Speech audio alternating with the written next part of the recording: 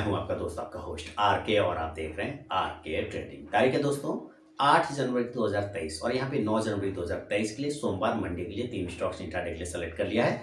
उसके intraday level बताने से पहले डिस्क्लेमर ध्यान से सुने, कोई भी पर्सनल बाइंग या सेलिंग की सलाह यहाँ पे नहीं है। ट्रेड करने से पहले आपको अपने फाइनेंशियल एडवाइजर से सलाह मशवरा जरूर करें, आपके लाभ और नुकसान की जिम्मेदारी चैनल की नहीं होगी। अगर आप मेरे प्रीमियम स्विंग ट्रेडिंग ग्रुप में ऐड होना चाहते हैं तो मेरे लिंक के थ्रू अकाउंट ओपन करें, एस्प्रेसो, फायर सेलेस, ब्लू एंजल, 1 सेमको किसी एक में, फिर मैं आपको अपने प्रीमियम स्विंग ट्रेडिंग ग्रुप में ऐड करूंगा। तो चलिए शुरुआत करता हूँ। सोमवार 9 जनवरी 2023 की जो सबसे पहला स्टॉक सिलेक्शन किया है उस स्टॉक का नाम है रिलायंस इंडस्ट्रीज। दोस्तों ये रिलायंस इंडस्ट्रीज का जो चार्ट आप देख रहे हैं आपके सामने में, मैं जूम कर देता हूं ताकि आपको नजर आ जाए क्लियरली। ये रिलायंस इंडस्ट्रीज का 5 मिनट का चार्ट है। आप इसको 15 मिनट में कन्वर्ट करेंगे तो कोई फर्क नहीं पड़ेगा।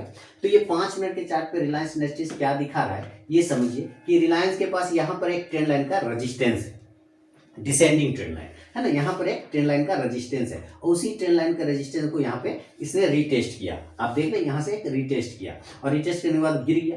गिरने के बाद एक बॉटम बना के वापस इस ट्रेंड लाइन के रेजिस्टेंस को रीटेस्ट करने गया, यानी कि 2 बार इस ट्रेंड लाइन को 1, 2 और ये 3 बार यहाँ पे रीटेस्ट कर लिया। लेकिन खूबसूरती ये है कि इस बार ये क्लोज नीचे नहीं आया बल्कि इसी के पास में किया है, यानी स्ट्रेंथ दिखा रहा है, अपसाइड का कोशिश कर रहा है रिलायंस। तो अगर रिलायंस इस तरह की कोशिश करता हुआ नजर आता है सोमवार को मंडे के लिए तो फिर एक अच्छी बाइंग अपॉर्चुनिटी बनेगी। अदरवाइज अगर ये हिस्ट्री रिप्टेशन करके नीचे गिरता है तो सेल साइड भी जा सकता है, ये आपको ध्यान रखना है रिलायंस में। तो रिलायंस को देखिए चार्ट एनालिसिस बहुत जरूरी है। अगर आप चार्ट नहीं करेंगे ना तो आप लेवल नहीं निकाल पाएंगे। तो आप समझिए कि अगर हमें रिलायंस को खरीदना है तो कौन से लेवल पे बाय करेंगे। बाय का जो पोजीशन होगा 2542 रुपए के ऊपर करेंगे, बाय अबव 2542 और स्टॉप लॉस जो लेके चलेंगे इस कंडीशन में 10 पॉइंट का लेंगे 2532 यानी कि 2532 का, और जो टारगेट होगा 2552 2552, दूसरा टारगेट 2562 2562 और तीसरा टारगेट 2572 2572 रुपए का।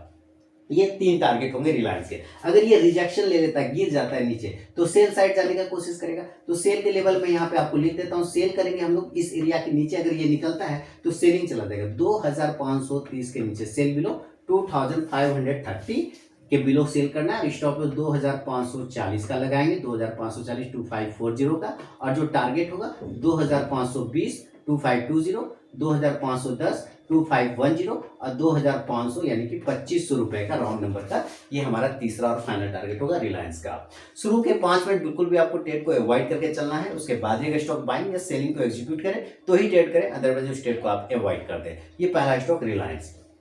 सेकेंड स्टॉक की तरफ बढ़ूंगा दोस्तों, और सेकेंड स्टॉक का जो नाम है आपके सामने में मैं लेकर आता हूँ वो भी बेहतरीन स्टॉक है HDFC लाइफ। इस पर डिटेल वीडियो भी बनाऊंगा। HDFC लाइफ एक खास तरह का काम कर रहा है जिस पर मैं डिटेल वीडियो बनाऊंगा। लेकिन फिलहाल अभी समझिए कि HDFC लाइफ ने एक कंसोलिडेशन फेज था जो कि जनवरी की शुरुआत में इसने कंसोलिडेशन एरिया को ब्रेक करके ऊपर गया, फिर एक कंसोलिडेशन फेज बनाता है, फिर ऊपर गया, फिर इस कंसोलिडेशन को ब्रेक करके ऊपर चला गया। उसी तरह से ब्रेक करते हुए ऊपर नीचे आते हुए यहाँ पे इस एरिया पर जो इसका कंसोलिडेशन फेज था HDFC लाइफ का, उस एरिया पे आके सस्टेन कर गया। इसके साथ ही और क्या दिखाया है इस स्टॉक ने वो भी आप समझिए बात, कि इसने एक हेड एंड शोल्डर पैटर्न बनाया। कौन सा पैटर्न, मैं बार बार आप लोगों को बता चुका इस पैटर्न के बारे में कई बार, हेड एंड शोल्डर पैटर्न। ठीक है, ये है हेड एंड शोल्डर पैटर्न। आप ध्यान से देखिए, ये एक हेड एंड शोल्डर पैटर्न। तो हेड एंड शोल्डर पैटर्न भी बनाया है और प्लस अपने सपोर्ट एरिया के पास में आके होल्ड भी कर रहा है HDFC लाइफ। तो बहुत ही बेहतरीन रीजन बन गया हमारे पास HDFC लाइफ में। तो आप बाय करने की कोशिश कर सकते हैं HDFC लाइफ को। अगर ये ऊपर का लेवल, दोस्तों ध्यान रखिए, अगर HDFC लाइफ ऊपर 614 रुपए को ब्रेक करेगा तो बाय करेंगे, बाय अबव 614, और जो स्टॉप लॉस रहेगा वो 610 रुपए का रहेगा, और जो टारगेट रहेगा 618 618, दूसरा टारगेट 622 622 और तीसरा टारगेट 626 का। अगर ये नीचे गिरता है तो सेल करने के लिए भी हम लोग रेडी रहेंगे। तो सेलिंग का लेवल मैं यहाँ पे आपको लिखता हूँ, सेल करना है हम लोगों को, ये 614 है, ठीक है, बाय 614, 609 रुपए के नीचे सेल करेंगे, सेल बिलो 609, और स्टॉप लॉस लेके चलेंगे 613 613 रुपए का, और जो 613 का मैं यहाँ पे स्टॉप लॉस को फिर से लिख देता हूँ। स्टॉप लॉस होगा 613 613 रुपए का स्टॉप लॉस, और जो टारगेट बनेगा पहला 605 605, दूसरा टारगेट 601 और तीसरा 597 597 रुपए का HDFC लाइफ।